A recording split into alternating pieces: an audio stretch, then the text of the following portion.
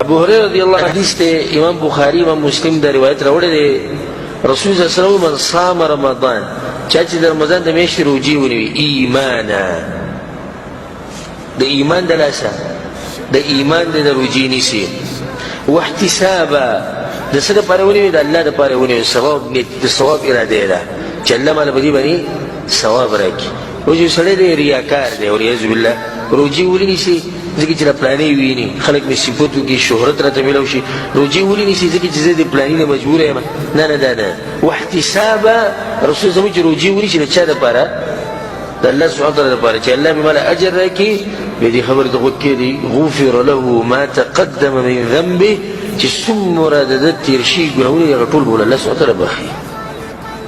یو میاشت روزي صحیح ونیسه که نه صحیح برابر دېرش ورځې یو کم دېرش ورځې صحیح روزې ونیسه الله دله تېر شوي ګناهونه ټول بخښي یو سړی د شپېتو کاله عمر یې ده شپېته کاله عمر یې د 15 کالو بالغ شوی د څو روزې ونیوي څو میاشتې روزې ونیوي 45 کاله د یوې میاشتې روزې نیولې په هر کال کې خو په هغې کې د کوتاهیانې به شوي کمه به دې شوی شپېتو کالو په عمر کې هغه پوه شو چې صحیح طریقه دا ده او دا صحیح ونیوي توحید برابر و مضبوط و ځکه چې ایمان د رسول صلی الله علیه و احتساب او اخلاص پکې د رسول صلی الله په طریقه باندې عمل وکړي سبحان الله د دې 45 کالو ګناهونو ته الله سبحانه وتعالی په دې یو میاشت بخښي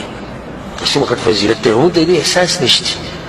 ولا لازم که موږ ته دې احساس چې داسې وویلی شي چې راشي انسانان خپل کمۍ پوره کړي په دې یو میاشت کې بیا به انسانان غافله پراته دي بس الله سبحانه وتعالی موږ ته توفیق راکړي چې موږ د روزې داسې ونیسو لکه څنګه چې شریعت موږ ته ښودلي دي والله سبحانه وتعالی د هغې د لاسه زموږ ګناهونه وبخښي الله دې موږ له